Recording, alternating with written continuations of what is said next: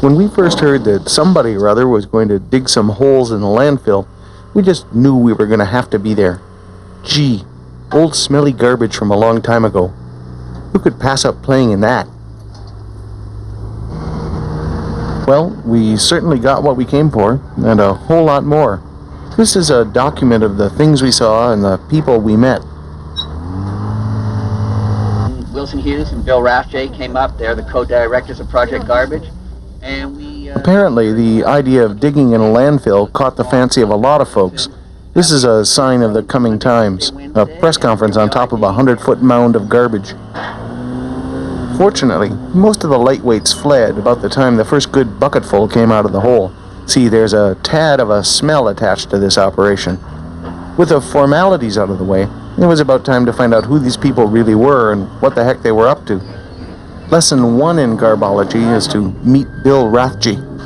When I was about 8 years old, my grandparents gave me a golden book of archaeology, and I fell in love with archaeology. You know, temples and palaces and burials and jungles and Raiders of the Lost Ark and all that kind of stuff. And now all I do is dig into modern garbage.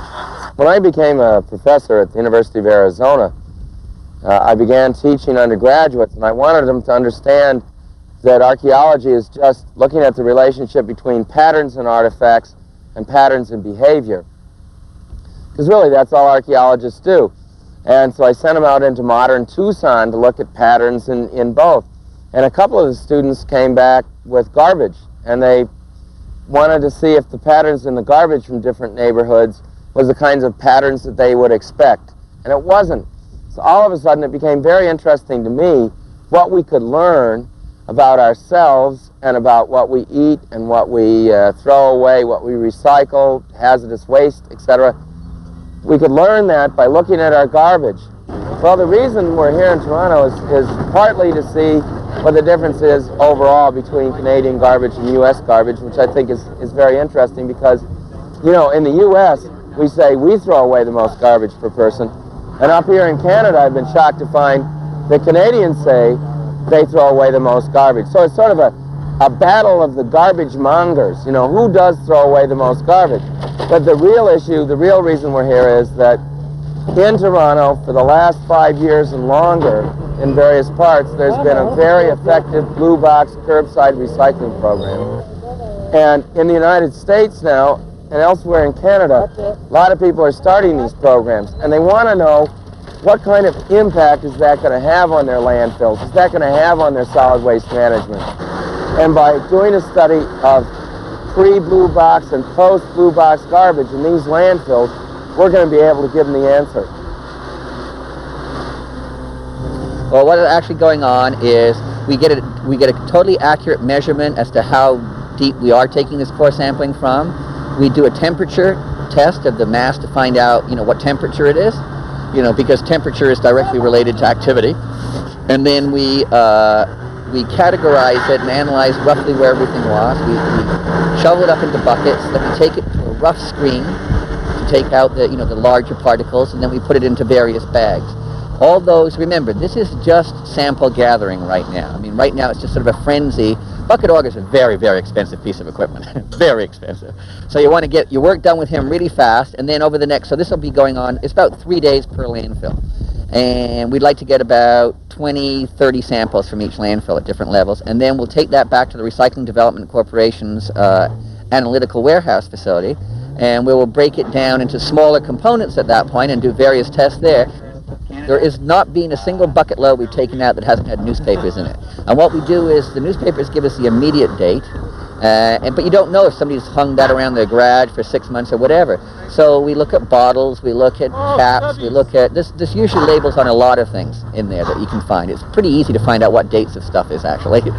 It's really quite remarkable what you can find in people's waste. Big Brother, 1994. Still fascinated with the whole idea of candid garbage, we followed what came out of the hole to Recycling Development Corporation's back room.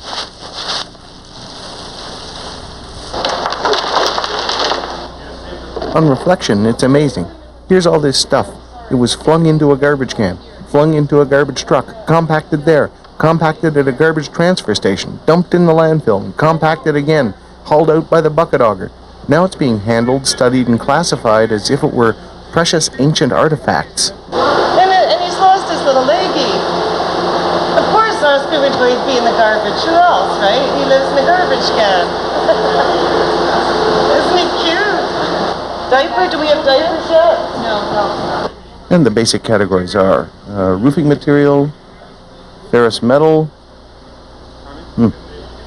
paper in general, paper that's packaging, textiles, clay. There's a lot of that in the landfill. Diapers, rocks, yard waste.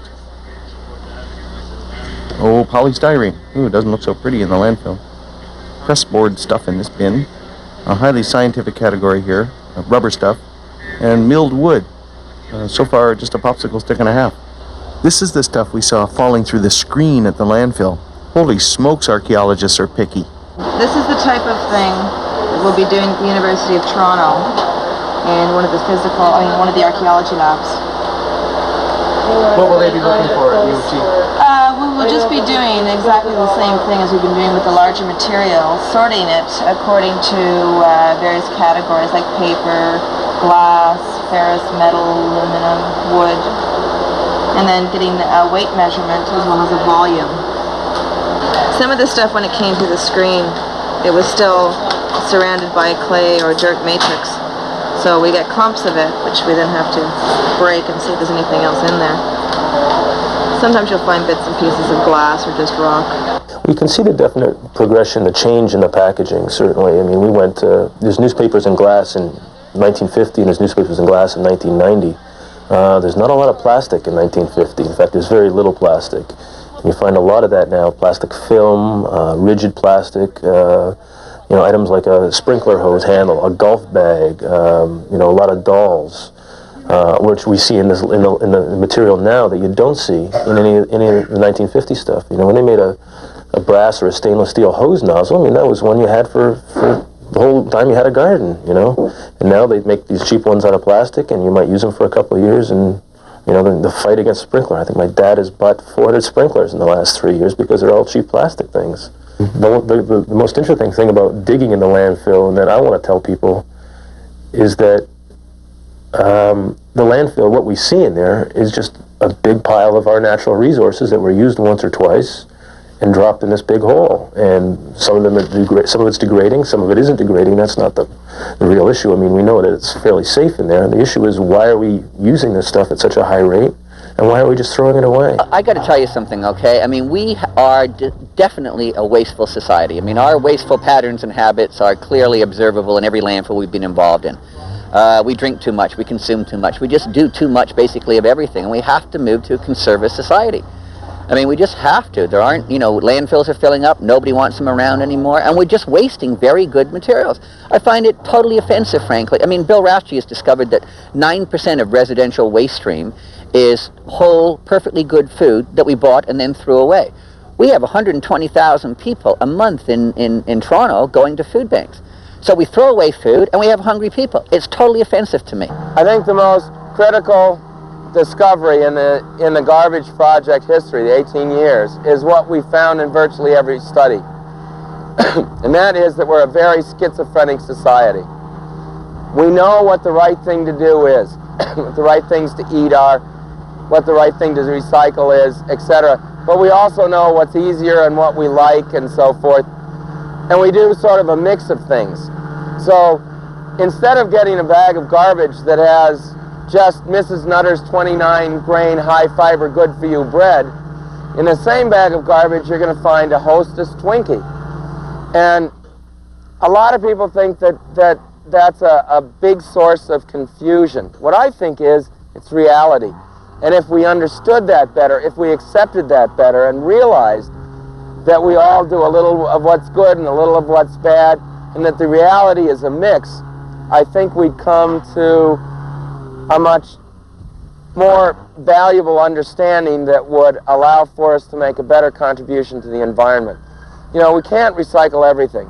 But if all of us recycle all that we can all make a really big difference. A question came up around the office